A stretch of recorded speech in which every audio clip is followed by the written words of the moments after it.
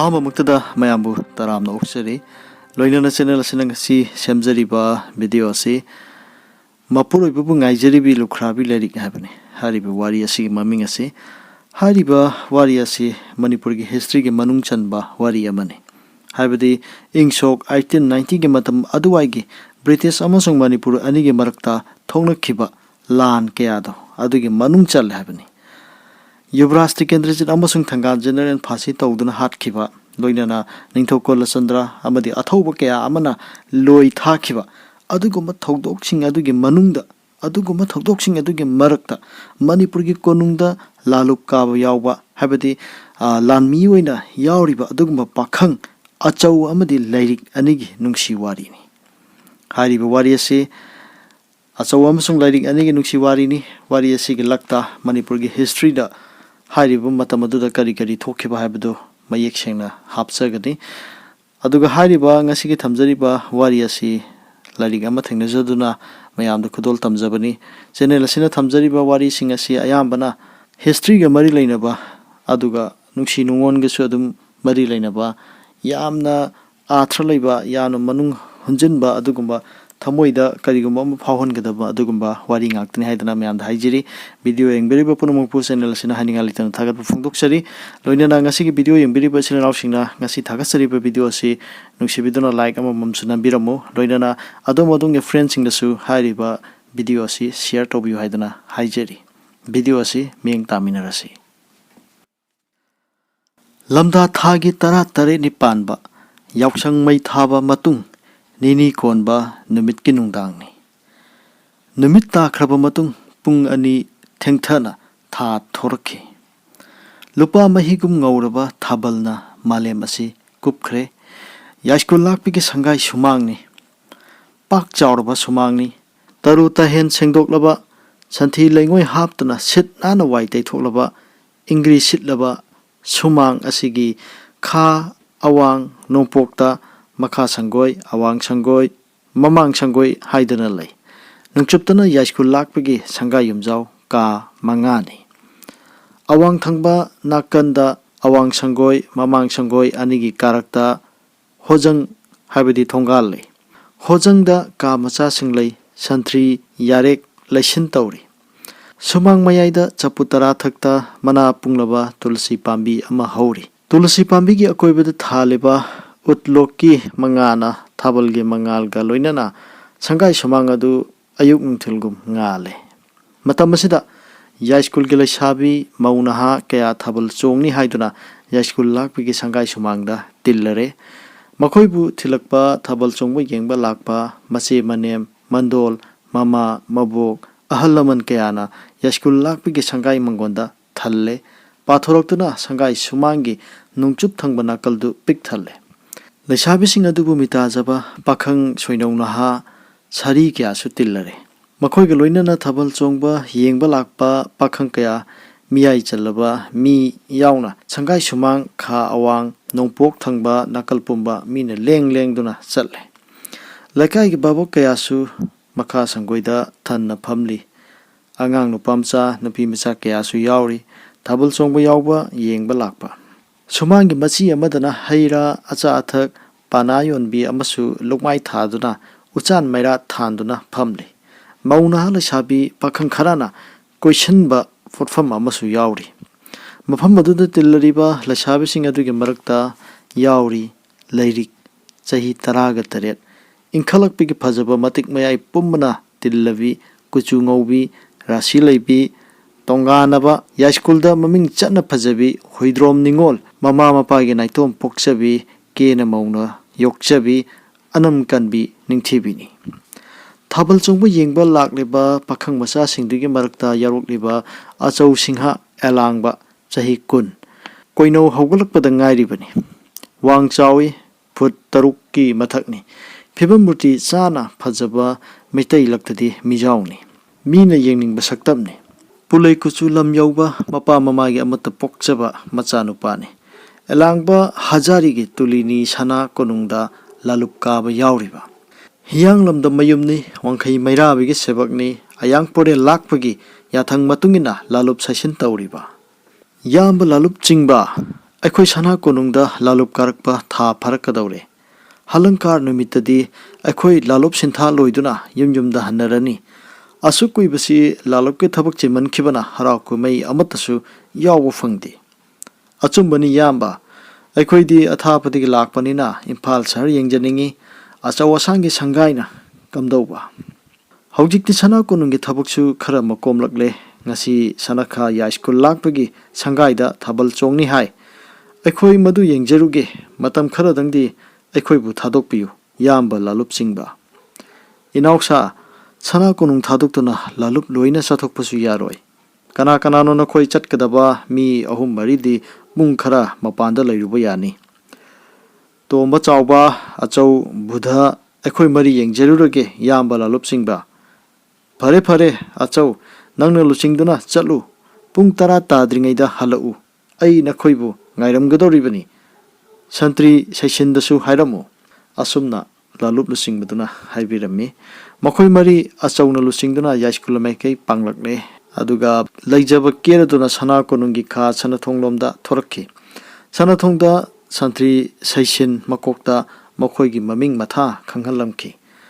ꯂꯥꯂꯨꯞ ꯆꯤꯡꯕꯅ ꯍꯥꯟꯅꯅ ꯄꯥꯎ ꯄꯤꯔꯛꯂꯕꯅꯤꯅ ꯑꯄꯟꯕ ꯂꯩꯇꯅ ꯌꯥꯏꯁ꯭ꯀꯨꯜ ꯂꯥꯛꯄꯒꯤ ꯁꯪꯒꯥꯏꯗ ꯌꯧꯔꯛꯈ꯭ꯔꯦ꯫ ꯀꯪꯂꯥꯒꯤ ꯈꯥ ꯊꯪꯕ ꯁꯅꯊꯣꯡꯗꯒꯤ 3 ꯂꯦꯞꯇꯅ ꯂꯥꯛꯄꯅ ꯃꯣꯏꯔꯥꯡꯈꯣꯝ ꯂꯩꯄꯨꯡ ꯌꯧꯔꯛꯄꯗ ꯇꯥꯈꯤ꯫ ꯍꯔꯤ ꯍꯔꯤ ꯕꯣꯜ, ꯍꯦ ꯍꯔꯤ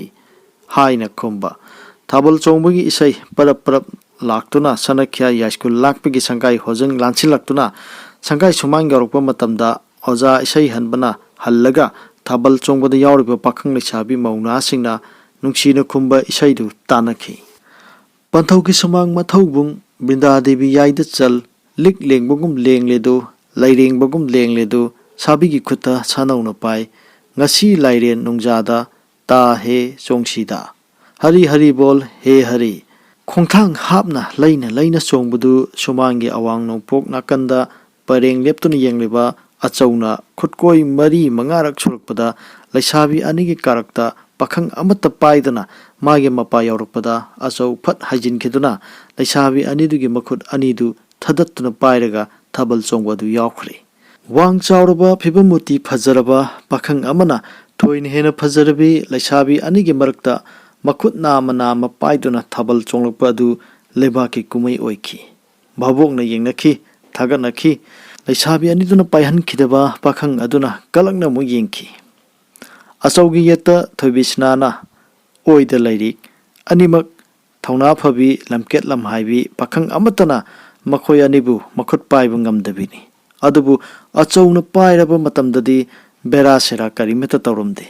ꯌꯥꯝꯅ ꯉꯛꯄ ꯊꯧꯗꯣꯛ ꯑꯃꯗꯤ ꯑꯆꯧꯅ ꯂꯥꯏꯔꯤꯛꯀꯤ ꯌꯦꯠꯀꯤ ꯈꯨꯠ ꯍꯦꯛ ꯄꯥꯏꯕꯗ ꯃꯈꯣꯏ ꯑꯅꯤꯃꯛ ꯃꯩ ꯆꯤꯡꯕꯒꯨꯝ ꯖꯤꯡ ꯂꯥꯎꯕ ꯑꯃ ꯃꯁꯥ ꯃꯁꯥꯗ ꯐꯥꯎꯈꯤ꯫ ꯊꯥꯕꯜ ꯆꯣꯡꯕꯒꯤ ꯏꯁꯩ ꯈꯨꯝꯕ ꯀꯥꯎꯈꯤ꯫ ꯋꯥꯔꯤ ꯃꯇꯦꯛ ꯃꯇꯦꯛ ꯁꯥꯟꯅꯈꯤ꯫ ꯚꯥꯕꯣꯛꯅ ꯅꯤꯡꯊꯤꯅ ꯆꯣꯡꯉꯨ, ꯏꯁꯩ ꯈꯨꯝꯃꯨ ꯂꯥꯎꯅꯔꯛꯈꯤ꯫ ꯏꯁꯩ ꯍꯟꯕꯅ ꯂꯥꯎꯔꯛꯈꯤ,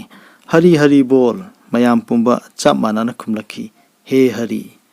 ꯃꯤꯠꯁꯤꯡ ꯅꯥꯁꯤꯡꯈꯤ꯫ ꯄꯨꯝꯅꯃꯛ ꯋꯥꯔꯤ ꯁꯥꯟꯅꯕ ꯇꯣꯛꯈꯤ꯫ ꯄꯔꯦꯡ 2-3ꯔꯛ ꯀꯣꯏꯕ ꯐꯥꯎꯕ ꯏꯁꯩ ꯐꯖꯅ ꯈꯨꯝꯈꯤ꯫ ꯈꯨꯠꯀ ꯄꯥꯏꯅꯕꯗ ꯄꯣꯛꯈꯤꯕ ꯋꯥꯍꯩꯅ ꯐꯣꯡꯗꯣꯛꯄ ꯉꯝꯗꯕ ꯏꯅꯣꯠ ꯑꯗꯨꯅ ꯑꯃꯨꯛ ꯂꯩꯁꯤꯜꯂꯛꯇꯨꯅ ꯄꯥꯈꯪ ꯂꯩꯁꯥꯕꯤ ꯑꯅꯤ ꯑꯗꯨ ꯏꯆꯦꯜ ꯑꯃꯗ ꯇꯥꯎꯊꯔꯛꯂꯦ꯫ ꯁꯛ ꯈꯪꯅꯔꯦ꯫ ꯂꯩꯔꯤꯛ ꯍꯨꯏꯗ꯭ꯔꯣꯝ ꯁꯨꯕꯦꯗꯥꯔꯒꯤ ꯃꯆꯥꯅꯨꯄꯤꯅꯤ꯫ ꯅꯥꯏꯇꯣꯝ ꯄꯣꯛꯄꯤ, ꯃꯄꯥ ꯃꯃꯥꯅ ꯂꯨꯅ ꯇꯧꯖꯕꯤ, ꯀꯦꯅ ꯃꯧꯅ ꯌꯣꯛꯆꯕꯤ, ꯃꯁꯛ ꯃꯇꯧ ꯐꯖꯕꯗ ꯌꯥꯏꯁ꯭ꯀꯨꯜꯗ ꯇꯣꯝꯊꯤꯟ ꯃꯃꯤꯡ ꯂꯩꯔꯕꯤ, ꯂꯩꯀꯥꯏ ꯂꯥꯟꯅ ꯁꯤꯡꯊꯥꯅꯔꯤꯕꯅꯤ꯫ ꯄꯥꯈꯪ ꯑꯆꯧ ꯑꯦꯂꯥꯡꯕ ꯀꯣꯏꯅꯧꯅꯤ꯫ ꯃꯅꯤꯄꯨꯔꯒꯤ ꯈꯥ ꯃꯥꯏꯀꯩꯗ ꯃꯃꯤꯡ ꯂꯩꯔꯕ ꯑꯦꯂꯥꯡꯕ ꯍꯟꯖꯕꯒꯤ ꯃꯆꯥꯅꯤ꯫ ꯃꯤꯖꯥꯎ ꯃꯤꯁꯥꯡꯅꯤ꯫ ꯃꯨꯛꯅꯥ ꯀꯥꯡꯖꯩ ꯂꯝꯖꯦꯟ ꯁꯨꯛꯍꯨꯟ ꯅꯨꯡꯍꯨꯟꯗ ꯂꯝꯕꯥ ꯄꯪꯂꯩ ꯂꯩꯇꯅ ꯃꯃꯤꯡ ꯆꯠꯂꯤꯕ ꯄꯥꯈꯪꯅꯤ꯫ ꯊꯥꯡ ꯇꯥꯗ ꯁꯤꯡꯊꯥꯅꯔꯤꯕꯅꯤ꯫ ꯃꯃꯥ ꯂꯩꯕꯥꯛ ꯃꯅꯤꯄꯨꯔꯕꯨ ꯃꯈꯩ ꯂꯩꯇꯅ ꯅꯨꯡꯁꯤꯖꯕ ꯃꯍꯥꯛꯅꯤ꯫ ꯌꯥꯎꯁꯪꯒꯤ 2 ꯆꯟꯕ ꯅꯨꯡꯗꯥꯡ ꯌꯥꯏꯁ꯭ꯀꯨꯜ ꯂꯥꯛꯄꯒꯤ ꯁꯪꯒꯥꯏ ꯁꯨꯃꯥꯡꯗ ꯆꯤꯡꯁꯤꯟꯅꯈꯤꯕ ꯂꯩꯔꯤꯛ ꯑꯃꯗꯤ ꯑꯆꯧ ꯑꯅꯤꯒꯤ ꯊꯃꯣꯏꯒꯤ ꯃꯔꯤ ꯑꯗꯨ ꯃꯊꯪ ꯆꯩꯔꯥꯎ ꯆꯤꯡ ꯀꯥꯃꯤꯟꯅꯕꯗꯗꯤ ꯈꯥꯏꯗꯣꯛꯄ ꯆꯤꯡꯊꯣꯛꯄ ꯌꯥꯗꯅ ꯅꯞꯁꯤꯟꯅꯈꯤ꯫ ꯂꯥꯂꯨꯞ ꯀꯥꯕ ꯂꯩꯕꯥꯛꯀꯤ ꯊꯧꯗꯥꯡ ꯂꯣꯏꯔꯕ ꯇꯨꯡ ꯑꯆꯧ ꯃꯈꯨꯟ ꯍꯤꯌꯥꯡꯂꯝꯗ ꯍꯟꯈꯤꯗ꯭ꯔꯦ꯫ ꯃꯄꯥ ꯍꯟꯖꯕꯒꯤ ꯑꯌꯥꯕ ꯌꯥꯊꯪꯒ ꯂꯣꯏꯅꯅ ꯃꯥꯒꯤ ꯑꯣꯖꯥ ꯃꯩꯔꯥꯕꯒꯤ ꯌꯨꯝꯗ ꯂꯩꯗꯨꯅ ꯊꯥꯡ ꯇꯥ ꯇꯝꯈꯤ꯫ ꯑꯌꯨꯛ ꯅꯨꯡꯊꯤꯟꯗ ꯊꯥꯡꯂꯣꯟ ꯇꯥꯔꯣꯟ ꯇꯝꯕ, ꯑꯣꯔꯥꯏꯕ, ꯑꯚ꯭ꯌꯥꯁ ꯇꯧꯕ ꯂꯣꯏꯔꯕ ꯃꯇꯨꯡꯗ ꯅꯨꯃꯤꯗꯥꯡ ꯋꯥꯏꯔꯝ ꯑꯍꯥꯡꯕ ꯃꯇꯝꯗ mamanaba ama aniga loinana huidrom subidargi thonganda numit khara hek hek mong luraba matungda nongma lairikna mamanabi kharaga loinana imphal torendagi luraba ising pikthana sanabunda soklaga nakanda yeptuna turel khonungdagi karaklaga torba lambida achauga thengnakhi salu angangba phanek setpi hangama pan moirang phi mapan chanba khudai matek inbi nakanda sanabul yeptuna chatlibi mifam hongba yadrabi leisabi lairikta pakhang achauna ika iki wangmalana haijaki ising du khojok amata laibang macha tabi achau asang kolupki ningol lairikna harau harau sanabulдigi ising adu achaugi khubangda tapna tapna haithari makun ising yariba mamina lairikta yengliba achau ising thaklibara karino mafam marang khangde sanabunda ising pakhaudre lairik amuk hana turenda kumdana ising shoklurga karuktuna mayum maikei pangki imfan toren torbanda thengnakiba ising sanabul ama loina thakiba numit adugi matung nini konba numida waira matamda achau elangba mamanaba tomba maniga loinana wangkhai mairaba kondagi numinini suba matamda yaskul maigaida panglakhi nuksibina leiba yum yengkhiba maikaida ifada fajai pungning tayang tasoi chaning tada hapoi yorakle subedar khoigi hojang thongalda tapna tapna sangchilaktuna setnana waitairaba sumang yoraklabada sumang matonda khungup lokthokdana thanamlaga brinda devi yet oina changchilaktuna yamjang mangol dhari yorakle pakhang khara changlakpudu ubada subedar gi nupi sana jawbina ibungo khoi kari thabaki aikhoi asum ibe mafida ningol pupi wahi amada bap tai numit adu subedar mayumda lairamde sana kunung kakhi lairikna phak ama puthoroktuna mangolda awang thangba ukhokten manakta thare maduda makhoi ohum kakhatuna phami ibema khudong amatang lairik imung changki minute kharagi matungda hidang ngathak ama halaga lagi sarai ahum khak la machet amada hablaga puthoroktuna makhoi mamangda thamme achauna ngathak adu lairikki makhotei lauki maduda amuk makhoi animak mai chingbadong phaunaki lairik thongjin mayada laisinkhre lairikki mamana hangi ibungo khoi kari lekaidagino to mana khumlakhi aiga maniga aikhoi anidi wangkhaidagini aikhoi gi itaw achaudi hiyanglamgi elangba hanjabigi machani hojik oja mairabigida thangta tamduna lairibani asumna ngahagwari saringaida hidak adu maikhu phong karakle sarai amamam lokhanaduna makoi ohum nganthak adu sina hidak thakna wari makha saraba tungda hidak nganthak adu thanamlaga makoi ohumak haugatuna akhoi chacharege hairamlaga mari tungthamangta hojanglomda thokre achowna mai onsinduna amungtang yenglakhi mangolda leptuna lairibi lairikka mit chanakhi mathangi chayolda lamphel pata cheraubugi kombirei hekpa lakpi laisabising adugi marakta yaurukpi lairik kombirei hekpi yengba lakpa fakhang nahalakta yaurukpa achouga amuk thengnakhi michiga lan tawnakhi mathangi numitta cheraubugi hinjang mathel charaba tungda imphal gi manung cherau sing haina khangnaba langol chingi masa chingmairong nungchup chingsangda chingkarakpa singi marakta mamanabi thobi snaga loinana chingkarakpi lairikka pakhang mathon karakpa achouga thengnakhi lairikki ingit matungina achougi mamanaba singna apokpa elangba hanjabada lairik amadi achougi waram khanghanki elangba hanjabana mahakki angang oiringegi marup yaskul lakpigi mateng laudana hoidrom sobedargi maphamda machanupagi damak lairikpu hairure yathang thanare haijing kharai pukhre thadumuki manungda yamna chauna sana konungi angam athau kaya yauna achou lairik luhongkhre hoidrom sobedana machanupigi damak chamana khojing oi awunpot langki yaskul lakpana sinbiduna sana konungdagi samu tharaktuna nupa mayum tana lairikpu samu thakta tonghonduna thenki lebak kumai oikhi hiyanglam lamdam hanjabigi marai kaida mi kya tinki chayol ama chumna mapam chakoba numit phawba harau kumai tawki achou lairik anigi ningba thungladuna nungaibigi ithak hawki lairik mane makugi achanba mamongni अचौना लाइरिक की थवाइनी अचौ lyric लुहोंग मतुंग था अनि सुरकपदा मणिपुर दा लेबाक इरांग हौबा हिंगलई महाराज सुरचंद की mama तीनबा मनाव सिंगा ममा तीनदब मनाव सिंगा नाकपाक तानादना उंखनरखी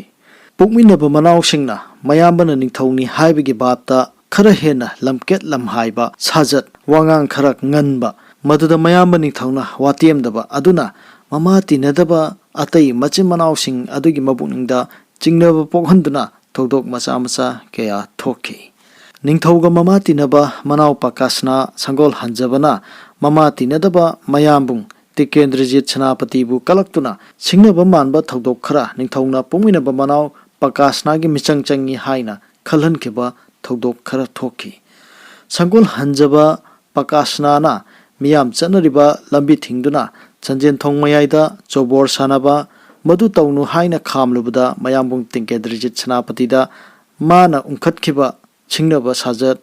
मैपाकपी कौबी लेछाबी अमगी मरमदा उंखतनखिबा थौदोक ममा तीनदबा मनाव अतोंबा जिला ngambana कई फाब चपदा तिकेंद्रजीतना पीदुना खोंगनबा बेंगुन पकासनाना लंबीदा मुनबना चिंगबा वाथोक कयादगी अमदी वाथोकसिंग असिदा निंथौना पुमिनबा ममा तीनबा मनावगी मिचंग चंगी वायल चुमना तौदे हाइना चिंगनखिबा अदुना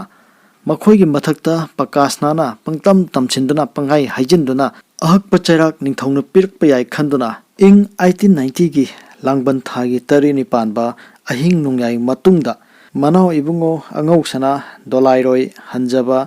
मनाव इबुंगो जिला ngamba अमसुंग मनाव इबुंगो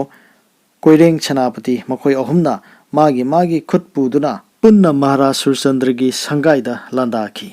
महाराज सुरचंद्र कोंथौजम युमफमदा पॉलिटिकल एजेंट ग्रीमुत की बंगलोदा लांजेनखी ममा तीनबा मनाव थंबौ समू हंजबा पकासना संगोल हंजबा अमसुंग मनाव इबुंगो गोपाल फुंगानाय संलाकपा अहुमसु मयामबुंगी सनानाकता चटखी सुरचंद्र महाराजना निंथौ खुबम थादोक्तना वृंदावन दा चटलबनी हाइना तोंजई मरिंदा मनाव सिंगा लोइनना सिलचर ताना चटखी मफम अदुदा असम की चीफ कमिश्नर क्विंटन थेंगनद्रदुना कलकत्ता ताना चंखरगा वृंदावन दा चतुना लाई निंबगी वकल थादोक्तुना माबु सेनापति तिकेंद्रजीना लुचिंगबा मनाव सिंगना मणिपुर की सिंहासन दगी तांथोकपिरे भारत की गवर्नर जनरल ना माबु सिंहासन दा अमुक हंजल हनबियु हाइना दरखास्त थारमी दरखास्त अदुगी खुदोंग चाब लौदुना नुमित ताब लैत्रे हाइदना हाइनरिबा ब्रिटिश सरकारना मरुप ओइना लैरिबा मनिंग तंबा लेपाक मणिपुर की इमुंग मनुंगी ओइजबा शासन की थबकता मखोइना अंगकपा राय तादुना खबै खरा साब हौरखी अचौ एलांगबा मार्च 25 की सना कोनुंगदा chief commissioner Quinton colonel Skene agent ग्रीमुना सिंगबा विचार तौदुना हातपगी दंदी पीबा मतम मदुदा सना कोनुंगदा महाक्सु लैरे महाक्सु थौबाल अथुपंगी लान छोकनबा हौजौ सना यास्कुल लाकपगी तेंगोलदा यावखी अचौगी ममानबा तेंथागी जोइसु अथुपंगी लानदा यावखी जोय अचौ अमसुंग सेंगोय पाखंग अहुम असिना पामजबा मयुमदगी आशा चावना लाखिबदी थांग चुंगोय पाइदुना येंगनबा ब्रिटिश लामीगा हकथेंगना खुदना फंगना यानबनी अचौएलांगबा हियांगलमदा हलक्तुना लाइरिक नाकता नमित खरादंग लैखी लाइनिंगथौ पांगनबदा हैरुक हैराक कादुना मथंगी लानफमदा माइ पाक्तुना हलकनबा थौनिजखी साहेब की लान असि तोखिगद्रा हाइबबु तोक्तदुना नोंचुप अवांग अमसुंग नोंपोक माइकई अहुमक्ता चावरबा लामी तेंगोन पुदना लानगारकले हाइबा पाव असि सना कोनुंगदा एप्रिल की तांग 18 यौरखी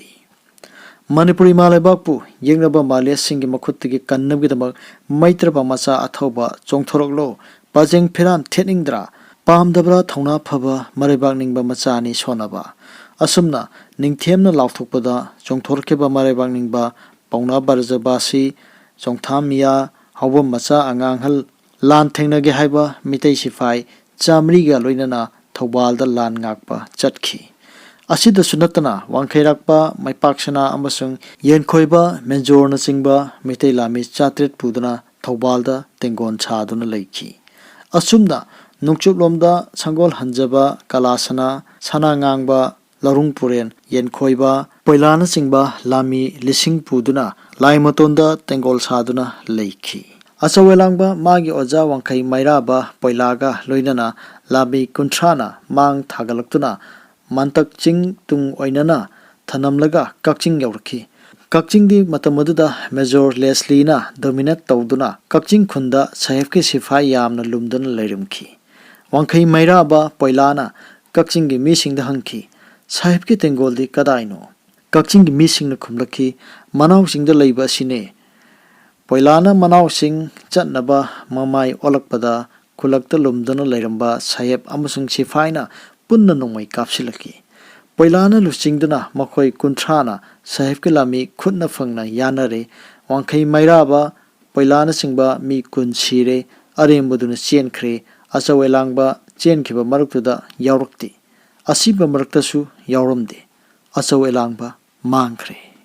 April ki tang kun gamanga da nong ngalakpadagi hauna numit taba phawba khutna phangna yanaba khongjom gilanda pauna barjarbasi menjorna singba losingba kaya galoinana mitai lami chamri gi tengol pungtum tum khibaga loinana Manipur landa maithire mariba kidamak mathwai kathoklaba lanphamduda hinghauba sathina soklaba chongthamiya Major Thobal lanchangdagi tang kuntarukta phaki nungchu lomdagi langarakpa Maxwell Sahibna lusingba Sahib ki lanmina tang kunga tareta kangla konung khudum chankhibaga loinana Manipur mikha pole Bor Sahib Maxwell na Manipur gi ningthau mahut chinduna Manipur ngakpagi thaudang pukhi thindadana Maharaj Kulasandra Yuvraj Tikendrajit Thangala singba kaya British na phakre Sahib ki mathakta lan tawi haiduna Tikendra Thangal phasi tawduna hatkhre Kulasandra Maharaj na singba kaya na Manipur gi wangma kalapani na singbada loi thakre Manipur mapung phana Sahib singi makha pole Manipur wangma kalapani da loi thabada lairik ki mapa huidrom sobedar su yaukre awabadi haunaduna lai lairik ki laibak awaba charong na thalaki achau sikre haiba are pakhangdabana ma laikhidabigi thoram ama phawba pangthoktre lairik ki thamoi nungdadi achau hingli thuna halakhigani haina yamna hakchina thajari manaw singi landa mairaba poilana singba maitai athauba kun siraba tungda thangnaba numitta langarakpa Sahib sing khongjom yaukhre landa sikhoba maitai lanmi sing adugi mari mata singna asiba macha manaw mabung mapa yauram sing pukhiduna mayumda poloikhi mathau mangam pangthoknaki mapa hanjabana thibada asiba marakta achaugi asiba masa thengnakhidi lanphamdagi chenthoroktuna hingauba makhoi taragi maraktasu achau yaurukti mairabagi lanmi marakta achau yawi maga loinana lan changmine haibasidi tenthagi joina taseng na hai aduna Sahib singna mabu phaduna pukhrama le haina khanai lan loikhre Manipur mikha pole Sahib na phaba maitai lanmi kayama thadorakhre kayama jelda thamkhre kayama na namduna Sahib singi thabak suhankhre adubu mafam kadai degisu achaubu ubu phangkhidre masana su thoroktuna mahak leiri haina uladare mapa mama hanjabi amadi lairiki mitkipi kangba leitre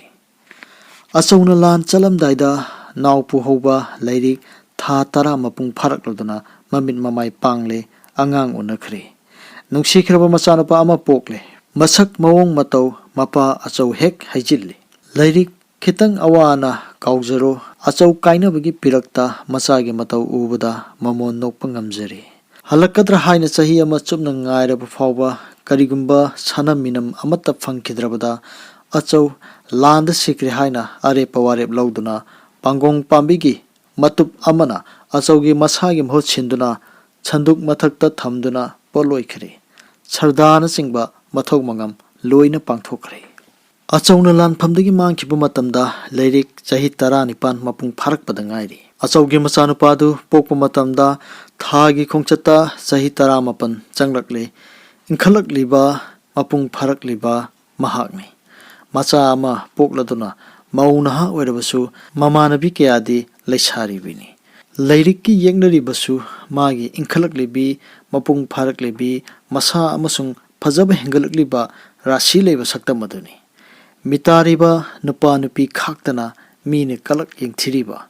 ꯅꯠꯇꯕ ꯃꯤꯠꯌꯦꯡ ꯃꯉꯣꯟꯗ ꯊꯝꯂꯤꯕ ꯄꯨꯝꯅꯃꯛ ꯃꯥꯒꯤ ꯅꯍꯥ ꯑꯣꯏꯔꯤꯕ ꯏꯟꯈꯠꯂꯛꯂꯤꯕ ꯑꯃꯁꯨꯡ ꯑꯅꯧꯕ ꯏ ꯁꯤꯟꯕꯅ ꯐꯖꯕ ꯍꯦꯟꯒꯠꯂꯛꯂꯤꯕ ꯔꯥꯁꯤ ꯂꯩꯕꯤ ꯁꯛꯇꯝ ꯑꯗꯨꯅꯤ꯫ ꯃꯇꯝ ꯑꯗꯨꯒꯤ ꯆꯠꯅꯕꯤꯗ ꯆꯟꯗꯟ ꯑꯃꯨꯕ ꯊꯤꯟꯕ, ꯄꯨꯡꯉꯧ ꯐꯅꯦꯛ ꯁꯦꯠꯄ, ꯏꯅꯐꯤ ꯑꯉꯧꯕ ꯏꯟꯕ, ꯂꯤꯛ ꯀꯣꯟ ꯈꯨꯖꯤꯅꯆꯤꯡꯕ ꯁꯤꯗꯕ, ꯁꯨꯞꯅꯇꯒꯤ ꯎꯔꯤꯛ ꯑꯃꯇꯪ ꯁꯤꯕ ꯑꯗꯨꯅ ꯂꯥꯏꯔꯤꯛꯀꯤ ꯏꯟꯈꯠꯂꯛꯂꯤꯕꯤ ꯁꯥꯍꯨ ꯑꯃꯗꯤ ꯐꯖꯕ ꯔꯥꯁꯤ ꯂꯩꯕ ꯍꯦꯟꯒꯠꯂꯛꯂꯤꯕ ꯁꯛꯇꯝ ꯑꯗꯨꯕꯨ ꯂꯣꯠꯁꯤꯟꯕꯗꯤ ꯉꯝꯂꯝꯗꯦ꯫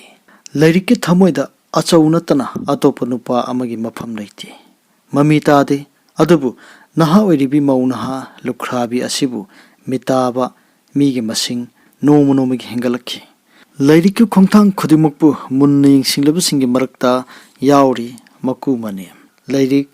ꯂꯧꯎꯕ ꯍꯩꯔꯝꯗꯕ ꯍꯩꯔꯦ, ꯏꯪꯈꯣꯜ ꯀꯣꯏꯕ ꯈꯪꯂꯝꯗꯕ ꯈꯪꯂꯦ, ꯀꯔꯤ ꯑꯃꯨꯛ ꯍꯥꯏꯅꯤ, ꯄꯥꯠꯇ ꯀꯨꯝꯗꯨꯅ ꯏꯟ ꯆꯤꯡꯕ, ꯂꯣꯡꯈꯣꯟꯗꯨꯅ ꯉꯥ ꯐꯥꯕꯁꯨ ꯍꯦꯟꯗꯣꯛꯅ ꯍꯩꯔꯦ꯫ ꯍꯥꯟꯅ ꯂꯩꯔꯝꯕ ꯀꯥꯡꯕꯨꯅ ꯃꯉꯣꯟꯗꯒꯤ ꯍꯦꯟꯕ ꯉꯝꯗ꯭ꯔꯤ꯫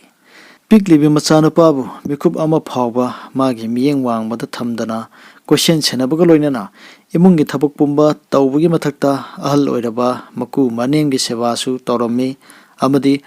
ꯂꯧꯁꯤꯡ ꯏꯪꯈꯣꯜ ꯄꯨꯝꯕ ꯌꯦꯡꯁꯤꯟꯗꯨꯅ ꯆꯍꯤ ꯑꯃꯒꯤ ꯆꯥꯅ ꯊꯛꯅꯕ ꯋꯥꯠꯇꯅꯕꯁꯨ ꯁꯤꯜ ꯂꯥꯡꯂꯝꯃꯤ꯫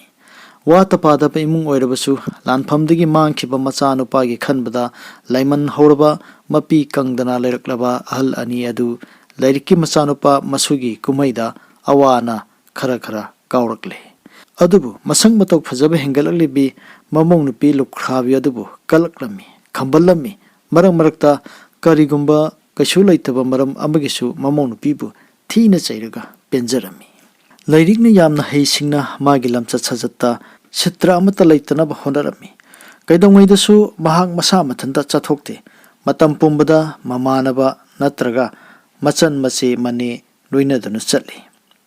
ꯃꯉꯣꯟꯗ ꯃꯤꯇꯥꯔꯤꯕꯁꯤꯡ ꯑꯗꯨ ꯄꯥꯛ ꯀꯥꯏꯍꯧꯕ ꯉꯝꯗꯦ꯫ ꯑꯗꯨꯕꯨ ꯂꯥꯏꯔꯤꯛꯄꯨ ꯃꯤꯇꯥꯔꯤꯕꯁꯤꯡꯒꯤ ꯃꯔꯛꯇ ꯑꯃꯅ ꯁꯟꯗꯣꯔꯛꯈꯤ ꯇꯣꯉꯥ ꯑꯃ꯫ ꯃꯍꯥꯛ ꯂꯥꯏꯔꯤꯛꯀꯤ ꯃꯔꯨꯝꯕꯤꯅꯤ꯫ ꯃꯈꯣꯏꯅ ꯂꯥꯏꯔꯤꯛꯇ ꯋꯥꯊꯪꯅꯅꯕ ꯅꯨꯄꯤ ꯃꯊꯪ ꯃꯊꯪ ꯊꯥꯖꯤꯜꯂꯛꯈꯤ꯫ ꯂꯥꯏꯔꯤꯛꯀꯤ ꯅꯥꯀꯣꯡ ꯑꯅꯤꯃꯛꯇ ꯉꯪꯂꯔꯤ꯫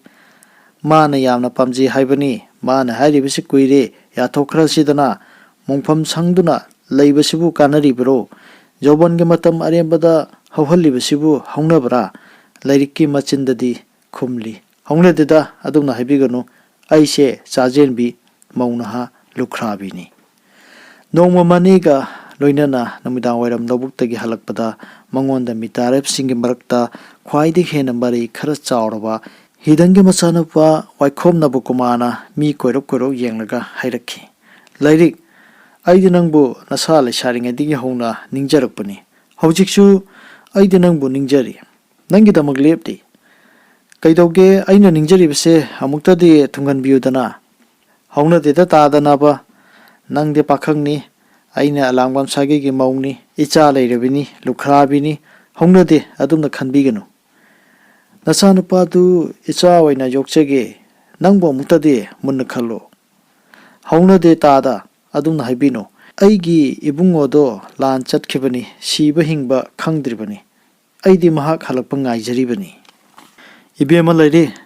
ꯚꯥꯏ ꯑꯆꯧꯗꯤ ꯁꯤꯈ꯭ꯔꯕꯅꯤ, ꯁꯤꯈ꯭ꯔꯕꯒꯤꯗꯃꯛꯇ ꯃꯪ ꯁꯥꯗꯨꯅ ꯂꯩꯕ ꯍꯧꯅꯗꯦ꯫ ꯅꯁꯥꯅ ꯍꯥꯅꯤ, ꯏꯟꯈꯠꯂꯛꯂꯤꯕꯅꯤ, ꯏꯟꯈꯠꯂꯛꯄꯒꯤ ꯅꯨꯡꯉꯥꯏꯕ ꯖꯧꯕꯟ ꯕꯁꯟꯇꯕꯨ ꯑꯔꯦꯝꯕꯗ ꯃꯥꯡꯍꯟꯕ ꯍꯧꯅꯗꯦꯅꯦ꯫ ꯃꯨꯟꯅ ꯈꯜꯂꯨ, ꯑꯩꯕꯨ ꯑꯃꯨꯛꯇ ꯆꯥꯟꯕꯤꯌꯨ꯫ ꯍꯧꯅꯗꯦ ꯇꯥꯗ, ꯑꯗꯨꯝꯅ ꯍꯥꯏꯕꯤꯅꯨ꯫ ꯍꯥꯏꯔꯝꯂꯒ ꯃꯃꯥꯏ ꯉꯥꯡꯅ ꯄꯤ ꯃꯔꯤꯛ ꯑꯃꯇꯪ ꯃꯤꯠꯇꯒꯤ ꯆꯤꯟꯊꯔꯒ ꯏꯅꯦ ꯂꯦꯡꯉꯁꯤ ꯍꯥꯏꯔꯝꯂꯒ ꯐꯠ ꯍꯥꯏꯗꯣꯛꯇꯨꯅ ꯊꯨꯅ ꯌꯥꯡꯅ ꯃꯌꯨꯝ ꯇꯥꯅ ꯆꯠꯈꯤ꯫ ꯃꯌꯨꯝ ꯌꯧꯔꯒ ꯃꯍꯥꯛꯅ ꯅꯨꯃꯤꯠ ꯈꯨꯗꯤꯡꯒꯤ ꯑꯌꯨꯛ ꯑꯃꯁꯨꯡ ꯅꯨꯃꯤꯗꯥꯡ ꯋꯥꯏꯔꯝꯗ ꯙꯨꯞ ꯊꯥꯎꯃꯩ ꯀꯠꯇꯨꯅ ꯄꯨꯖꯥ ꯇꯧꯖꯔꯤꯕ ꯑꯆꯧꯒꯤ ꯊꯥꯡ ꯆꯨꯡꯒꯣꯏ ꯑꯃꯁꯨꯡ ꯂꯥꯟꯐꯤ ꯐꯤꯖꯦꯠ ꯃꯍꯥꯛꯅ ꯑꯆꯧꯃꯛꯅꯤ ꯍꯥꯏꯅ ꯈꯟꯖꯔꯤꯕ ꯑꯗꯨꯒꯤ ꯃꯃꯥꯡꯗ ꯐꯝꯗꯨꯅ ꯋꯥ ꯂꯥꯟ ꯑꯃꯠꯇ ꯉꯥꯡꯗꯅ ꯇꯨꯃꯤꯟꯅ ꯃꯃꯤꯠꯇ ꯃꯄꯤ ꯑꯣꯔꯣ ꯑꯣꯔꯣ ꯇꯥꯅ ꯍꯥꯏꯖꯈꯤ, ꯏꯕꯨꯡꯉꯣ, ꯀꯔꯤ ꯑꯣꯏꯔꯁꯤꯒꯦ ꯑꯩꯕꯨ? ꯀꯩꯗꯧꯉꯩ ꯂꯧꯁꯤꯟꯕꯤꯔꯒꯗꯒꯦ ꯑꯩꯕꯨ? ꯑꯁꯨꯝꯅ ꯍꯦꯛ ꯍꯦꯛ ꯀꯞꯆꯈꯤ꯫ ꯑꯁꯨꯝꯅ ꯆꯍꯤ 3 ꯋꯥꯅ ꯈꯥꯡꯂꯛꯂꯤ꯫ ꯍꯟꯖꯕ ꯍꯟꯖꯕꯤ ꯂꯩꯔꯤꯉꯩ ꯋꯥ ꯍꯦꯟꯖꯤꯟꯕ ꯉꯝꯂꯝꯗꯦ꯫ ꯆꯞ ꯆꯥꯕ ꯄ꯭ꯔꯃꯥꯟ ꯂꯩꯇꯕꯅꯤꯅ ꯇꯣꯉꯥ ꯑꯣꯏꯅ ꯑꯗꯨꯃꯛ ꯃꯥꯡꯈꯤ꯫ ꯃꯆꯥꯅꯤꯄꯥꯅ ꯆꯍꯤ 3 ꯁꯨꯔꯛꯄꯗ ꯃꯅꯥ ꯍꯨꯠꯂꯦ꯫ ꯃꯄꯨ ꯃꯕꯦꯟ ꯍꯔꯥꯎꯖꯩ꯫ ꯂꯥꯏꯔꯤꯛꯀꯤ ꯑꯄꯥꯝꯕꯗꯤ ꯃꯆꯥꯕꯨ ꯃꯇꯤꯛ ꯆꯥꯕ ꯃꯤ ꯑꯃ ꯑꯣꯏꯍꯟꯕꯅꯤ꯫ ꯌꯨꯛ ꯑꯣꯜꯂꯕ ꯂꯩꯕꯥꯛꯅꯤ꯫ मनपुर साहिब की मखाद लेरबदा ओलगलेबा समाज की फिबम असिदा मतिक चाबा मी ओइगे हाइरबदी लाइरिक लाइसु हैतब यारोय अदुना मसा असि इम्फालदा मपामदा थमदुना लाइरिक लाइसु तमहनगे खंदुना मना होतप नुमित अदुमक्तदा मकु मानेंग याथंग अयाब लौखि मसु ना होतप मतुंग इकुइ कुइदना हंजबी मचा नुपा अचौ कौदुना कपखै कपलगा अहिंग अमतदा पुन्ना नोंगा खरे लाइरिक दशा कुंगछिलकले हियांगलम की तौंगंबा नबकुमार चंद्र मनी मखोय अहुमना मिताबिरिबी लुखराबी लाइरिक नोम नोमगी फजबा राशि लेबा हेंगलकली मखोय अहुमसु लेप लैतना होटनरी मागी पंथुंग यौनबा मियोइबसिंगे मरक्ता खोंथी ताद्रिबा मखै तोक्तबा फजना लेमना हाइबदा चट्टबा कंगलुप अमा लै मदुगी मरक्ता मखोयसु यावरी लम हेली लाइरिंगना व्यवहार कायदना फजबा वाहिना यानिंगदा हाइबा खंगलिबा दु इकाइदुना तौबनी मसानदी यादब नते हाइना मखोयना लौरम्मी हौजिक मखोय अहुम पुनखरे नोम नुमित चुप्पा अमा फमदना मखोय अहुम करम तौसिगे खनरमी ममैथंगदा मखुत मसा खरा यावबा दरकार लैरे हाइना लेपनखी मकु मनेंगे सरदा लोइखरे सरदा यावबा लाक्पी ममादा मसु नुपादु इम्फालदा लैदुना लाइरिक तमहनबिगे वा हाइनखी इम्फाल के चौड़बा युम मदुदा लाइरिक के ममा मथंता लैरी मपुरैबा सोबेदार खोंजोमलांदा मैतैना माइथीबदगी साहेबना विचार तौदुना बंदी ओइना कलापानीदा थाखिबनी मफनसि चुमना लैखरबनी मणिपुरदा अमुक हालकपा याद्रबनी सोबेदारगी नुपी ओइदुना हाय हुमना पालंबदो तोखरे मखुना थबक सुदुना फिरोन सादुना चखुम मई मुत्तनबा होनदुना लैखी मियोइबगी लाइबक तंबंगमदे लानफमदा सी खंगदे येंगनबना फाखरे खंगदना मांगखरबा मयानपा लुखरा ओइहौरबी नहा ओइरबी मचानुपी मपुरैबा लैना लुखरा ओइरबा फिबम होंगलबा मसागी पुंसी पुनमक्सी येंगलुबदा नुंसामपि होनबा नतना अतै उपाय लेरमदे अदुबु पुनमसी मणिपुर ममा लेपाकी निंगतंबा ngangnab honabada ningtam lanmina phangpham thokpani khanna mabuk phathana hingli asa tawri nongmadi manipur soidana ningkha tamgani masak matau rasi laina phajaba ingkhalakpa mapung pharakpa i thangna phajaraba sawong sada phibam murtina pukhallaba mitaba singge marakta taungamlaba ahumadu lairikta haijinba sugya mayaraktrabada miyoibigi masadi yauriba saram chana henjilaktuna मखोय अहुम नौम नुमिदावरम खोइदुमदगी हिरानमै लाइनिंगथौ पागनबगी लाइकोन Umang Taba लंबीदा lyric mama मचाबु क्वेश्चनदुना थटखे चंद्रना मी अतै लाकप येंगली मनीना lyric के मचा अंगांग नुपा मचादु फाजिनदुना थमी नवकुमारना lyric के मनाक्ता संगसिलक्तुना वा कातु करन nganglambadigi henjilaktuna मखुन मसा सांगदुरखी फजन लेबाक मचा ताबा वाहिना हाइजबदा ताबिरक्त्रबा अदुदा ममाई ngang सावरबी lyric मकोक्ता कोक्सेट चेना पुनसिन इनफिना ख्वांगजत चेना लाक लैसारिङैदा मपाना मसा कंजनबा तंबिखिबा सरै सरा साजेन चांग येंबा हौरकले नवकुमारनदी अचंब नुपीनी कैसु तौरलोय खुद हनबा ngamloi खन्ना इताव तावना हेंजिलकपा खुद अदु यथत्तुना लाइरिकना ममाइदा खुपांगना थाबग लोइनना मसा लैना चोंगदुना खोंपांगना अमुसु ममाइदा काउखी नवकुमार लेबाक्ता उपथदुना तुई फुक हौगतुना होचिलै चंद्रसु नवकुमार के मतेंग पांगबा संगसिलखी मतमदुदा मनीना फारिबा ngang aduna wa kaplakhi manung kalbi lairikna sonjakhi aigi ibungo nangbu kadaida leibage nahak leiram labadi ko hojik makhoi ahumak changsilaktuna lairikpu phana na bhonarakle tanja asida kadundagi nu khanghaude phimu setpa nupa ama hochilaktuna makhoi ahumak makok thukaiduna lukhrabi lairikpu makhoi ahumdagi kankhi ahumak na heduna leibakta taaduna leikhi मसानुपादु लाइरिकता खुसिनरगा फिमु सेटपा निपादुना हाइखी चलु ngasiम इम्फालदा इमांग थारो ngasi gi video sibu mieng tabariba khwai pormupu channel asina haininga litana thagapa phongdokchari wari asi channel asina thengna juruba lairik amadi gi lokthok saduna miyam da khudol tamjabani hairiba wari asi manipur gi history ga mari leinaba maramna channel ꯑꯁꯤꯅ ꯂꯧꯈꯠꯆꯗꯨꯅ ꯃꯤꯌꯥꯝꯗ ꯈꯨꯗꯣꯜ ꯇꯝꯖꯕꯅꯤ꯫ ꯇꯁꯦꯡꯅꯃꯛꯀꯤꯗꯤ ꯂꯥꯏꯔꯤꯛ ꯑꯃꯁꯨꯡ ꯑꯆꯧꯒꯤ ꯋꯥꯔꯤꯗꯨꯅ ꯇꯣꯉꯥꯟꯅ ꯂꯩꯈ꯭ꯔꯕ ꯑꯣꯏꯔꯒꯁꯨ ꯂꯩꯕꯥꯛꯀꯤ ꯑꯣꯏꯕ ꯋꯥꯔꯤ ꯈꯔ ꯌꯥꯎꯕ ꯃꯔꯝꯅ ꯆꯦꯅꯦꯜ ꯑꯁꯤꯅ ꯇꯉꯥꯏꯐꯗꯅ ꯂꯧꯈꯠꯆꯒꯦ ꯈꯜꯂꯒ ꯂꯧꯈꯠꯆꯕꯅꯤ꯫ ꯊꯝꯖꯔꯤꯕ ꯋꯥꯔꯤꯁꯤꯡ ꯑꯁꯤ ꯆꯦꯅꯦꯜ ꯑꯁꯤꯅ ꯁꯦꯝꯖꯤꯟ ꯁꯥꯖꯤꯟꯕ ꯑꯗꯨꯒꯨꯝꯕ ꯅꯠꯆꯗꯦ꯫ ꯋꯥꯔꯤ ꯑꯁꯤ ꯑꯦꯂꯥꯡꯕꯝ ꯁꯣꯅꯥꯃꯅꯤ ꯁꯤꯡꯍꯥꯅ ꯏꯕꯤꯕ ꯑꯗꯨꯒꯨꯝꯕ ꯋꯥꯔꯤ ꯂꯥꯏꯔꯤꯛ ꯑꯃꯗꯒꯤ ꯂꯧꯈꯠꯆꯗꯨꯅ ꯃꯤꯌꯥꯝꯗ ꯈꯨꯗꯣꯜ ꯇꯝꯖꯕꯅꯤ꯫ ꯆꯦꯅꯦꯜ ꯑꯁꯤꯅ ꯁꯦꯝꯖꯔꯤꯕ ꯋꯥꯔꯤ ꯑꯁꯤꯗ ꯍꯥꯏꯕ ꯃꯇꯝꯗ ꯈꯣꯟꯊꯣꯛꯇ ꯀꯔꯤꯗ ꯑꯁꯣꯏꯕ ꯅꯨꯡꯉꯥꯏꯇꯕ ꯌꯥꯎꯔꯒꯁꯨ ꯃꯌꯥꯝꯅ ꯉꯥꯛꯄꯤꯒꯅꯤ ꯍꯥꯏꯗꯨꯅ ꯍꯥꯏꯖꯔꯤ꯫ ꯉꯁꯤꯒꯤ ꯚꯤꯗꯤꯑꯣ ꯑꯁꯤꯕꯨ ꯍꯧꯕꯗꯒꯤ ꯂꯣꯏꯕ ꯐꯥꯎꯕ ꯌꯦꯡꯕꯤꯔꯤꯕ ꯈ꯭ꯋꯥꯏ ꯄꯨꯝꯅꯃꯛꯄꯨ ꯆꯦꯅꯦꯜ ꯑꯁꯤꯅ ꯍꯥꯏꯅꯤꯡꯉꯥꯏ ꯂꯩꯇꯅ ꯊꯥꯒꯠꯄ ꯐꯣꯡꯗꯣꯛꯆꯔꯤ꯫ ꯃꯇꯥꯡ ꯁ꯭ꯋꯥꯏꯗ ꯚꯤꯗꯤꯑꯣ ꯑꯁꯤ ꯂꯣꯏꯁꯤꯟꯖꯔꯒꯦ꯫ ꯀꯪꯂꯩꯄꯥꯛ ꯏꯃꯥꯅ ꯌꯥꯏꯐꯔꯦ꯫